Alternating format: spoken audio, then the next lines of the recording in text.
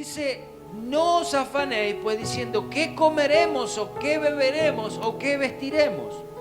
Porque los gentiles buscan tales cosas, pues vuestro Padre Celestial sabe que tenéis necesidad de todas estas cosas. Hay algo que nosotros pensamos, Dios no sabe que yo tengo que comer, parece Dios no sabe que yo tengo que vestirme.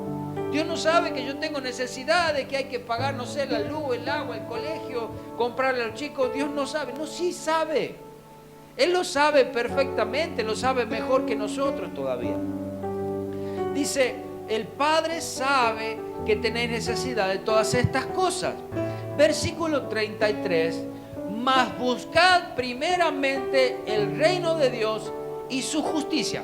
¿Qué es lo que Dios nos manda hacer en primer lugar? Buscar el reino de Dios y su justicia. Cuando Jesús comenzó su ministerio, empezó a predicar, dijo que lo primero que dijo fue: arrepentíos porque el reino de los cielos se ha acercado. Ese arrepentimiento es volverse a Dios, es volverse al reino de los cielos. El reino de los cielos se ha acercado. Y acá está diciendo: buscad primeramente el reino de Dios y su justicia. Ahora, y todas estas cosas serán añadidas. ¿Qué son todas estas cosas? Todas las cosas que nosotros necesitamos, aún esas cosas materiales. Salud, trabajo, comida, vestimenta, etcétera, etcétera. Así que, versículo 34, no os afanéis por el día de mañana, porque el día de mañana traerá su afán. Basta cada día su propio mal. Lo más importante no son las bendiciones que hoy el mundo quiere ofrecer, pero la bendición más importante que Dios tiene para darnos es, en primer lugar, la salvación. Y todas las demás bendiciones Él les llama, ¿sabe cómo? Añadiduras. Todas esas cosas el Señor te las da. Sabe cómo darte trabajo, sabe cómo darte salud, sabe cómo bendecirte, sabe cómo prosperarte. Así que dice, vos, mijo, busca primero el reino de Dios. Búscame a mí. Y lo demás, todo va a venir a su tiempo, en su momento. No te preocupes, todo va a venir. Y quiero que vaya conmigo a una escritura bastante conocida también, que habla de 10 leprosos que fueron limpiados, y se encuentra en Lucas capítulo 17, versículo 11.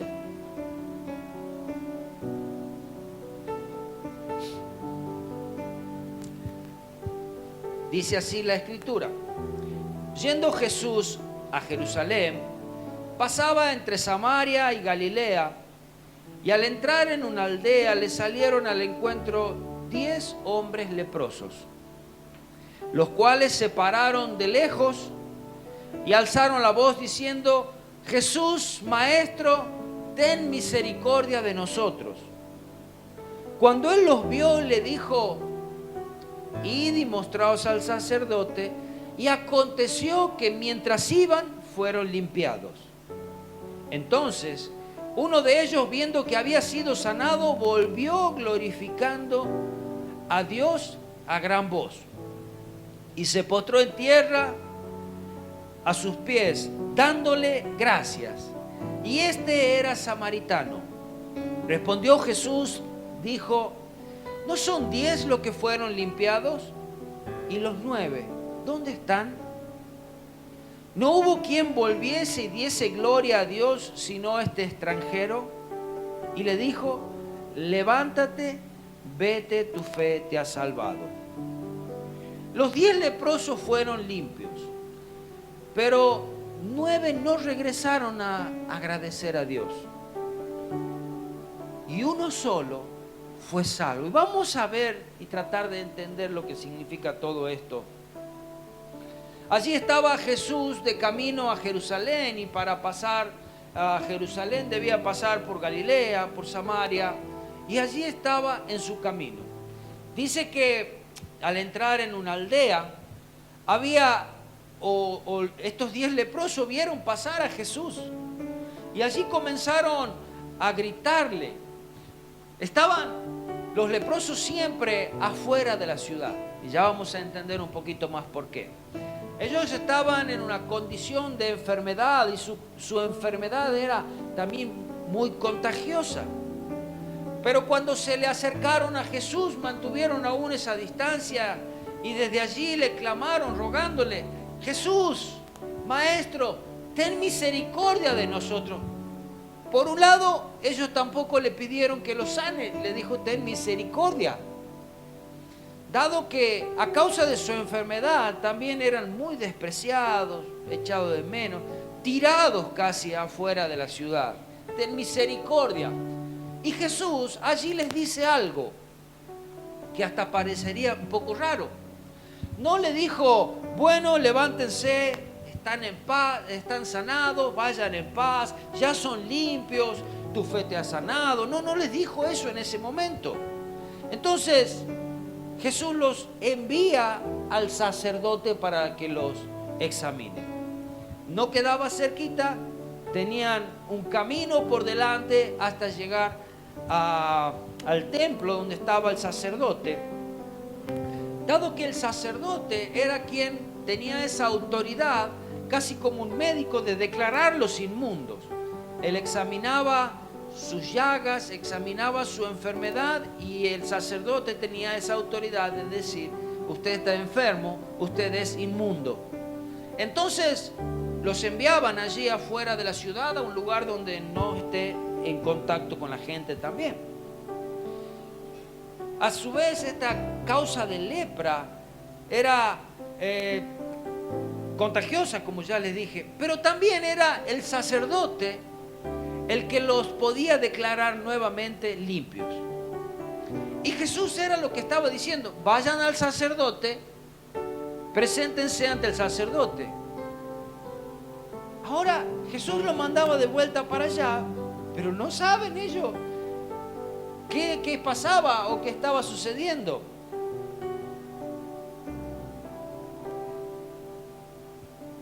Cuando alguien se acercaba a los leprosos, o mientras que ellos caminaban por algún lugar, ellos debían ir caminando, y si alguien se acercaba, decir: soy inmundo, estoy enfermo, no se pueden acercar a mí.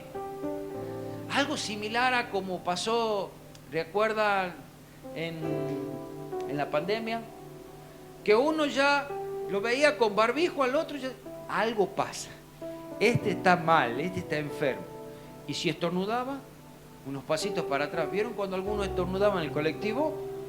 Parecía que era terrible, o tosía, ya empezaba a mirar de reojo así. Bueno, pero estos iban caminando y decía: inmundo. Entonces pasaba la gente, aún se alejaba. Y dice, la vez pasada escuché que había algunos que no se animaban ni siquiera a comprar pan cerca de la ciudad o cerca del lugar donde ellos estaban. Así eran de peligrosos o de extremistas también, porque la distancia que debían mantener con un leproso era aproximado quizás 2 metros. Ya a esa distancia no había chance de que contagie. Decía un historiador, Josefo, un historiador de aquella época, que los leprosos, los pobres, los ciegos, las personas estériles eran consideradas muertos en vida. ¿Y recuerda qué vino a hacer Jesús? ¿A quién vino a predicarle? A todos esos, los enfermos, a los pobres. Y allí estaba, estas son características que se van sumando de estas enfermedades. Ahora, la lepra era una enfermedad muy grave, era una enfermedad terrible, degenerativa. Por eso debía ser tratada con tanta seriedad. Aún la lepra se la compara con el pecado y se hace esa ilustración dramática del pecado comparándola con la lepra.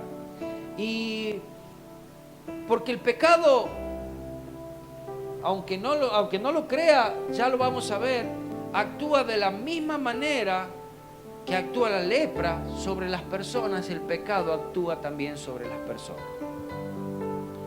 Quizás nunca escucharon, pero voy a darle una pequeña descripción de cómo es esta enfermedad y cómo avanza. La verdad que es muy fuerte. Dice que aparece con pequeñas manchas rojas.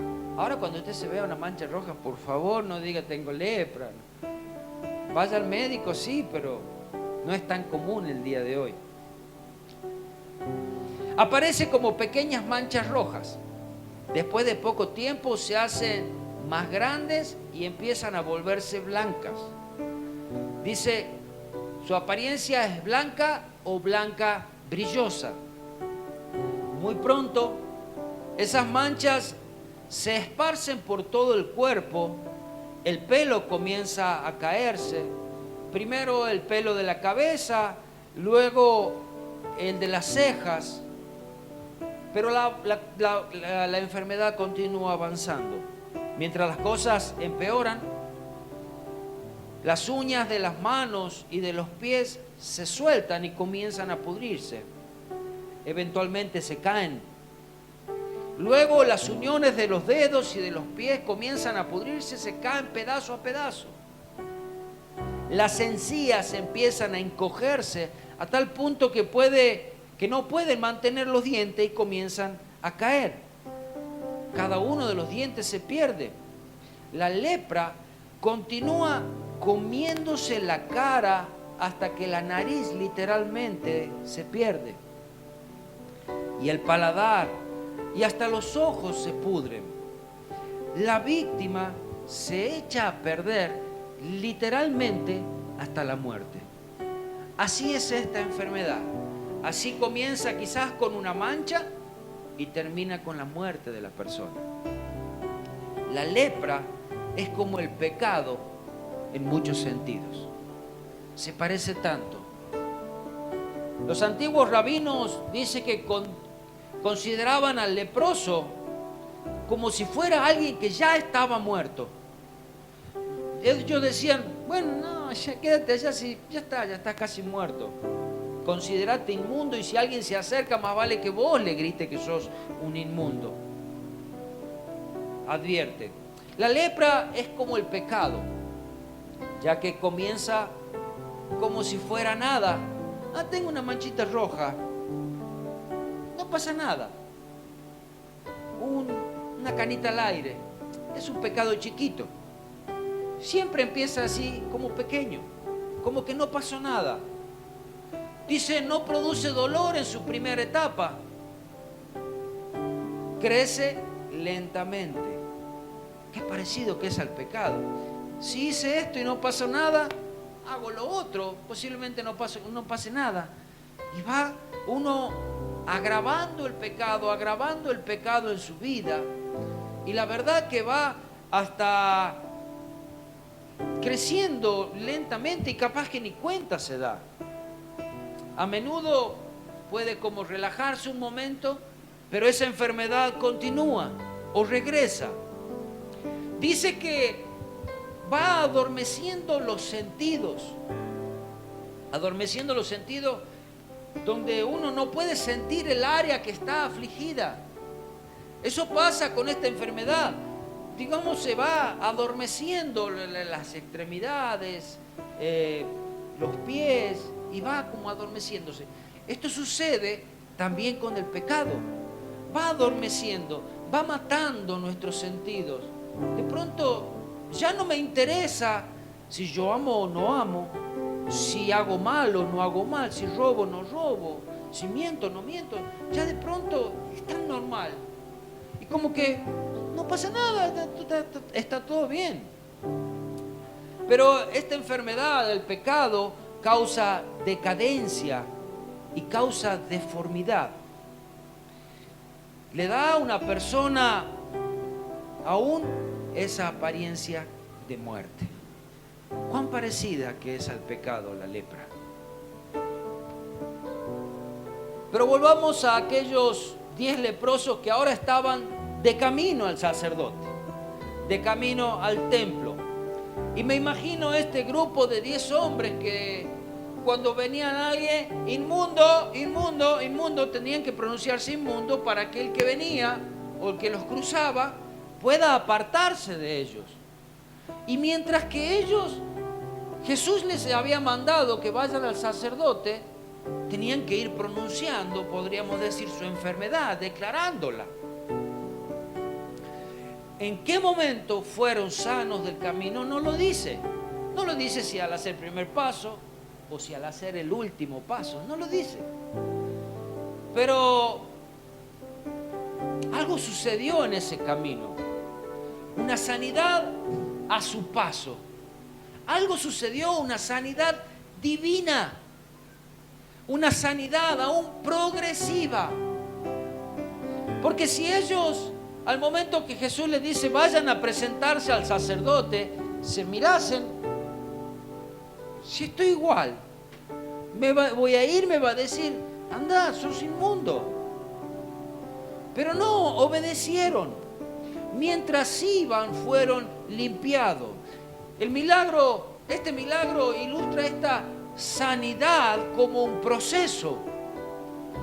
Y lo he visto también tantas veces donde nos acercamos al Señor y nos acercamos tal cual estamos, destruidos, enfermos, llenos de pecado, llenos de problemas, y cómo a medida que vamos avanzando hacia el Señor, todo ese proceso en nuestra vida va llegando a su término. De pronto una enfermedad casi crónica desaparece. O de pronto habrán escuchado, yo lo escuché, muchos testimonios que dicen, tenía tal cosa y no sé en qué momento se me fue, ya no tengo más. Tenía quizás un hueso mal o algún órgano que no funcionaba bien y dice, no sé en qué momento me sanó. Hay muchas enfermedades que Dios sana instantáneamente y hay otras que permite que las llevemos hasta el final de nuestros días. Él sabe por qué. Yo he visto sanidades instantáneas y he visto sanidades progresivas. Amén. Muchas veces el Señor nos llama a orar durante un determinado tiempo o durante mucho tiempo. Pero ahora, cuando esa sanidad no es instantánea, hay algo que nosotros debemos hacer y es permanecer, es no dudar, es seguir teniendo fe. Y mira, y si el Señor utiliza una enfermedad porque sabe que es la única manera de mantenerte cerca de Él, esa enfermedad llega a ser una bendición para tu vida. Parece doloroso lo que digo, pero gracias a esa enfermedad tú estás clamando al Señor todos los días. De otra manera estarías en vaya a saber qué cosa. Esto significa que cuando iban caminando estos muchachos allí gritando leproso, leproso o inmundo, lleguen al sacerdote, estarían ya sanos de la lepra, porque Jesús sí tenía la fe. Él dijo, vayan, vayan. No le dijo van a ser sanos y van. Le dijo, vayan. Eso nada más les dijo. Jesús sabía lo que iba a pasar al final. El sacerdote no tenía el poder para sanarlos, pero sí tenía el poder o estaba designado para pronunciarlos limpios después de un examen. Mientras iban, fueron milagrosamente limpiados de su enfermedad. Esa obediencia es fe. Esa obediencia es la fe que Dios recompensa. Así como recuerdan aquella vez que Pedro estaba en la barca y ven a lo lejos, es un fantasma, decían. Y después cuando ya estaba más cerca, no es Jesús, es un fantasma, es Jesús. Y allí Pedro pone, quizás siendo el más valiente, pero pone a prueba, por un lado, a Dios y por otro lado, su propia fe. Y allí le hace una pregunta. Yo quiero caminar sobre el agua, le dice a Jesús. Mateo 14, 28 y 29. Y entonces allí le dice que responde Pedro y le dijo, Señor, si eres tú, manda que yo vaya a ti sobre las aguas.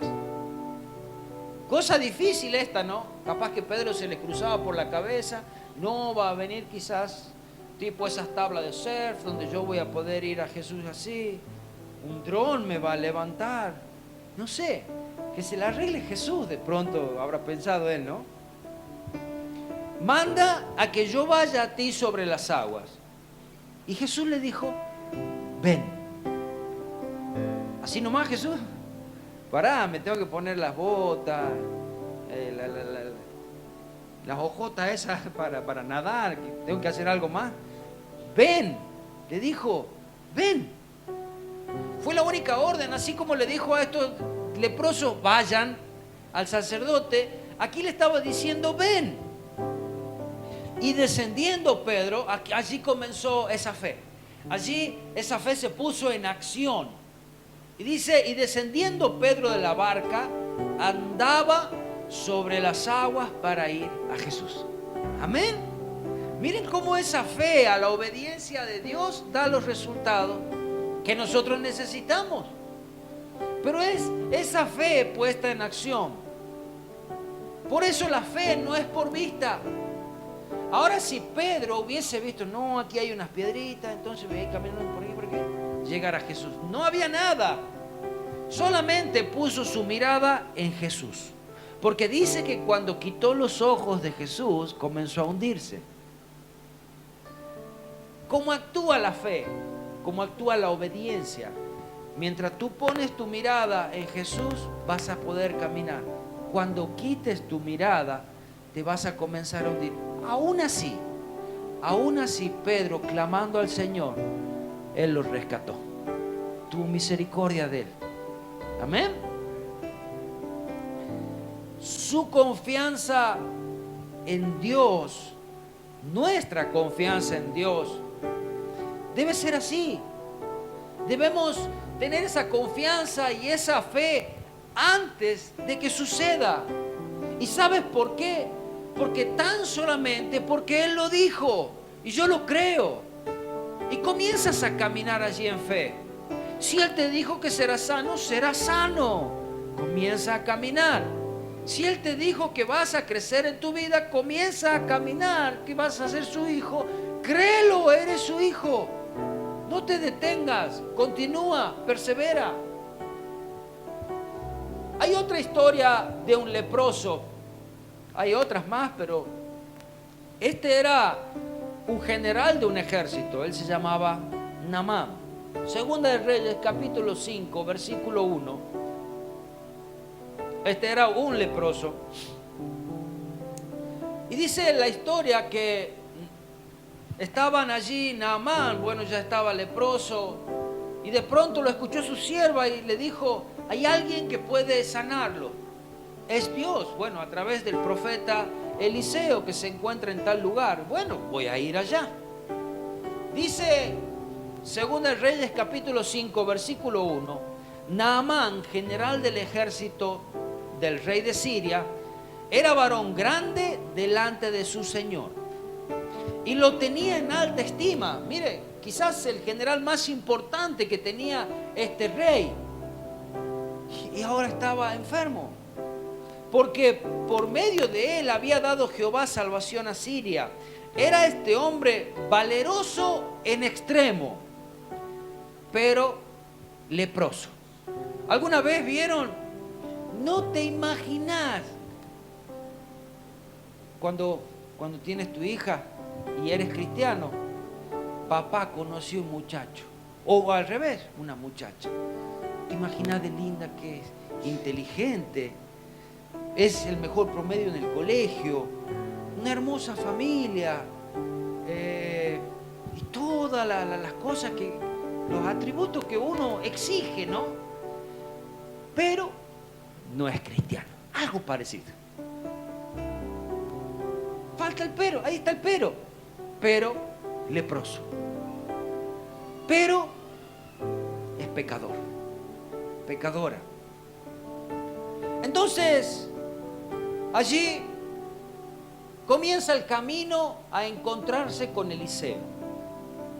Allí comienza este Naamán, este siervo, este hombre valeroso, un hombre de guerra, un hombre fuerte, obediente también, y va y dice, bueno, acá me voy a encontrar con Eliseo, quizás él salga, me va a orar, yo voy a ser sano, vuelvo a la casa tranquilo.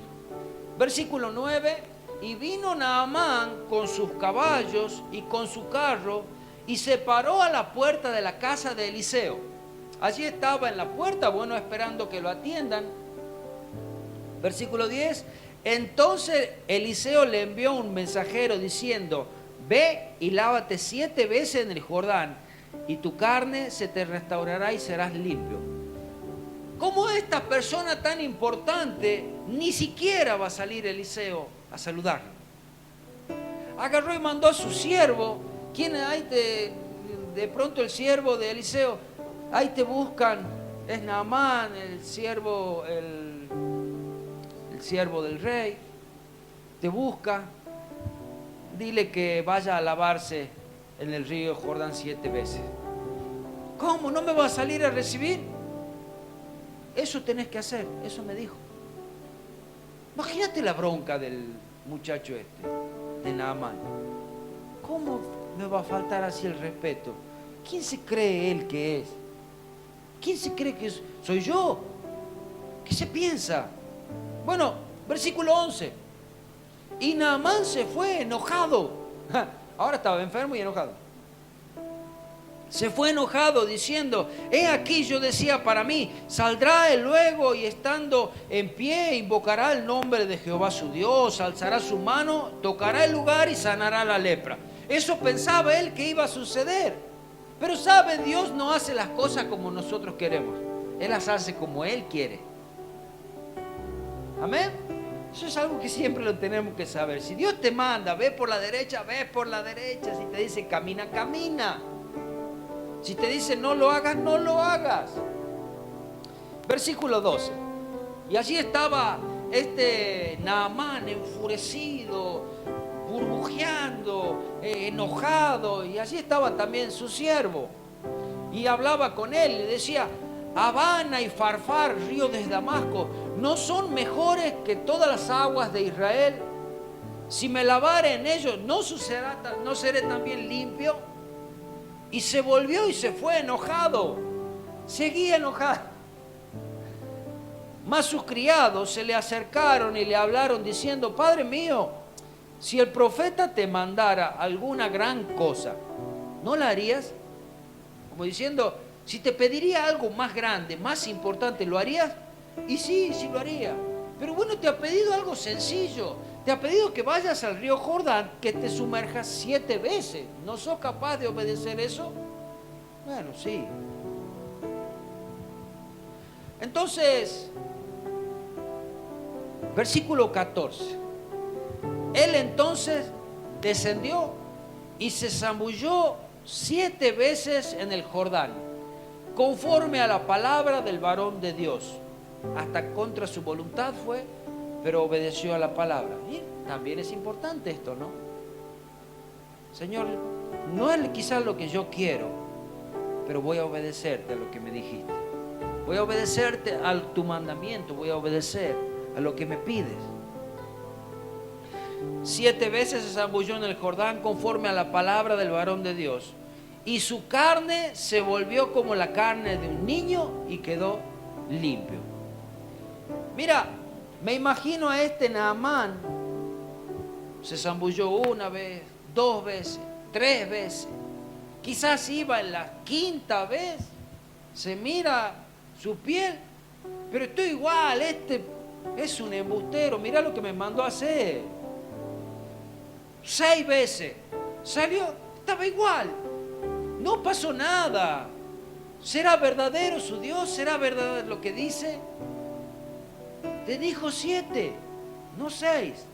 Si te dijo 7, hacelo 7, no 8, 7. Se sumerge la última vez y cuando salió, su piel estaba como la de un bebé.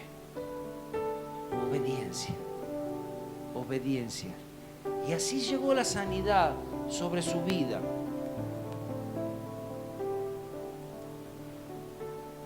Dice la Escritura, volviendo a aquellos 10 que fueron sanados, que solo uno volvió a dar gracias. Lucas 17:15. Entonces uno de ellos, viendo que había sido sanado, volvió glorificando a Dios a gran voz. Este que yendo en el camino dice: estoy sano. Y quizás ya estaba ahí a la puerta del templo. Y quizás, no sé si habló o no con el sacerdote, no sé si lo vio o no, pero dice: soy sano. Y esto es gracias a Jesús. No es otra cosa, no fue el sacerdote, pero es gracias a Jesús. Dice: y volvió glorificando a Dios a gran voz. Y se postró rostro en tierra a sus pies, dando gracias. Y este era samaritano. Solo uno volvió. Le llamó mucho la atención a Jesús. Solo uno volvió. ¿Y los otros 9? ¿Por qué es tan pequeño el grupo de aquellos que son agradecidos? Sí, sané a todos, dijo Jesús. ¿Y solo uno me agradece?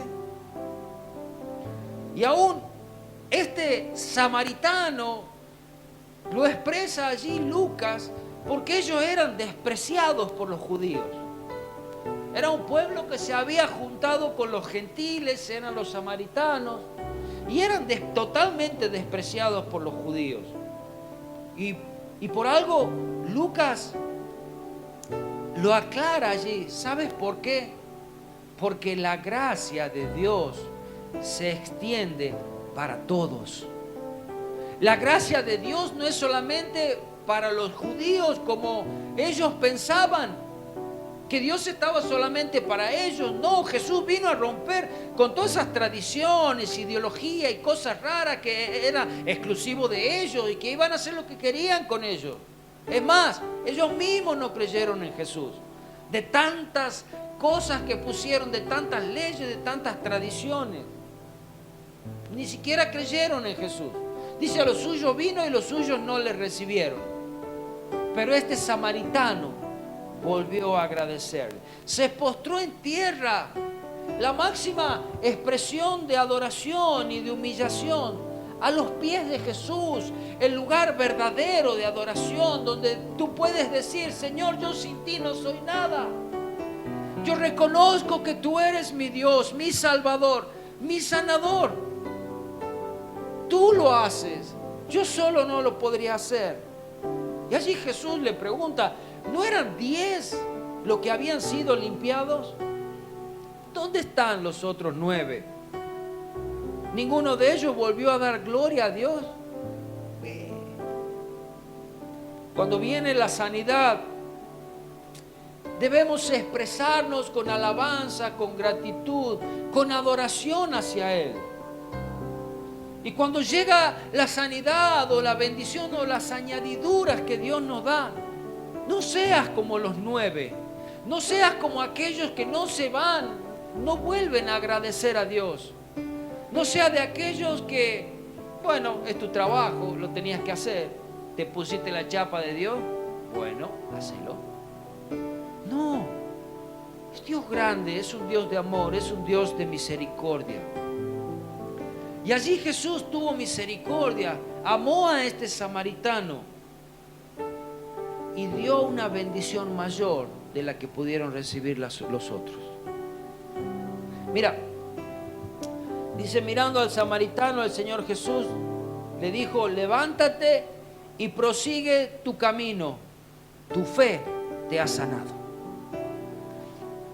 Dice sanado en algunas versiones, dice salvado en la Reina Valera que acabamos de leer.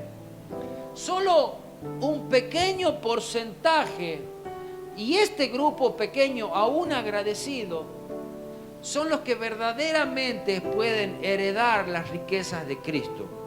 Son los que verdaderamente pueden llevar siempre ese plus de bendición. Y este samaritano, que ni siquiera era del pueblo de Dios, se la llevó, porque volvió a agradecer. Le dijo: tu fe te ha salvado. Y aquí había una gran diferencia y se marcaba una gran diferencia entre aquellos que solo buscan las manos de Jesús y entre aquellos que buscan a Cristo realmente. Tu fe te ha sanado o salvado significa que había una décima parte que le alababa, que le agradecía. Pero ¿sabes? Este fue sanado del pecado también que lo atormentaba. Tu fe te ha salvado. Porque ¿sabes qué? Necesitamos fe para creer en Jesucristo. Necesitamos fe para confesarle como nuestro Dios y como Señor y Salvador. Y la diferencia entre un discípulo o un seguidor de Cristo estaba siendo marcada aquí. El discípulo agradece a Cristo y tiene fe en Él. El que busca solamente sus manos encuentra lo que necesita y se va a su casa. Ahora, la ingratitud de aquellos 9 no negaba la misericordia de Cristo. No la negó. Porque no volviste a agradecer. Ahora ya vas a ver cómo la semana que viene tenés de vuelta lepra. No fue así. Porque eso es misericordia. Dios tuvo misericordia aún con el ingrato.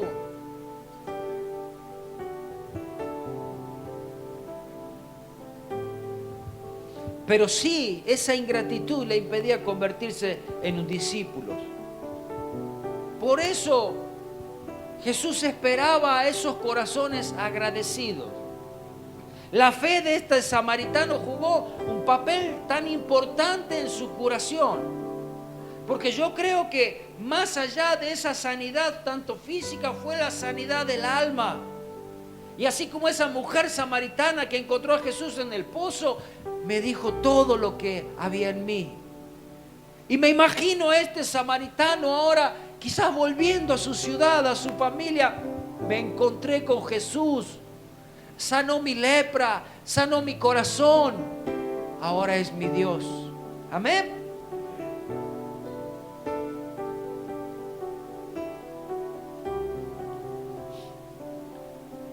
Eres agradecido, y voy terminando, cuando te reconoces indigno, así como este samaritano.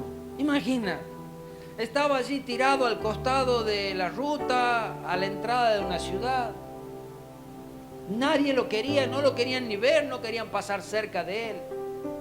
Todavía tenía que gritar y confesar que era un inmundo, era indigno.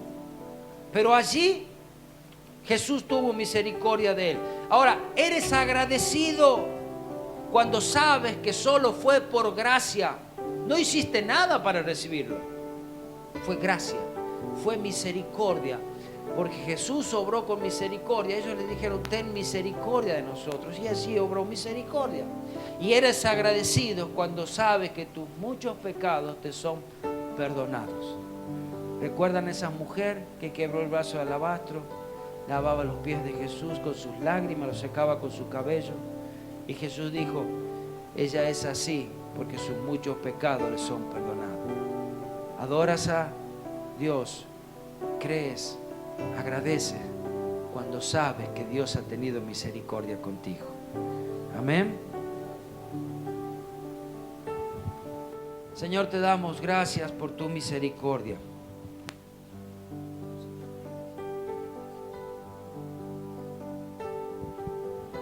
Señor, tú nos has amado a pesar de que nosotros te hayamos dejado. A pesar de que nosotros no éramos nada, somos insignificantes. Aún así, tu misericordia se extiende hacia nosotros. Señor, sabemos que tú eres aquel que aún diste tu vida en la cruz por nosotros. Y fue allí en esa cruz para salvarnos, para sanarnos, para restaurarnos. Señor, pero que podamos ser agradecidos. Porque tantas cosas hay en nuestras vidas que sabemos que sucederán en el proceso, sucederán mientras permanecemos en ti, sucederán mientras te obedecemos.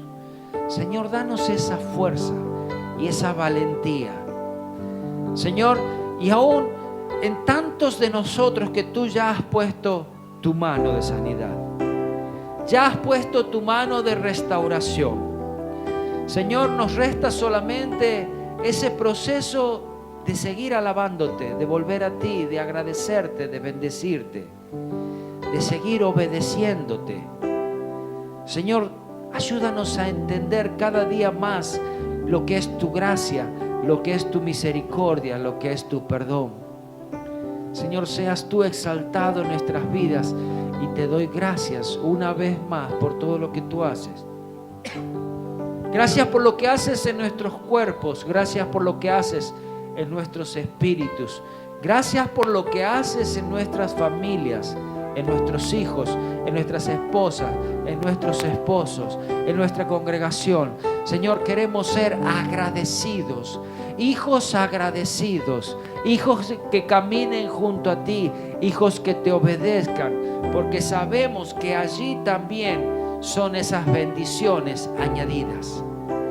Señor, la prosperidad, la vestimenta, el alimento y todo lo que tú nos prometes, Señor, llega y llegará, Señor, mientras tanto estamos en ti. Te alabamos, te bendecimos. Guárdanos aún de regreso a nuestros hogares, Señor, y que esta palabra pueda sonar en nuestros corazones cada día. Seas tú exaltado por los siglos de los siglos. Amén, amén y amén.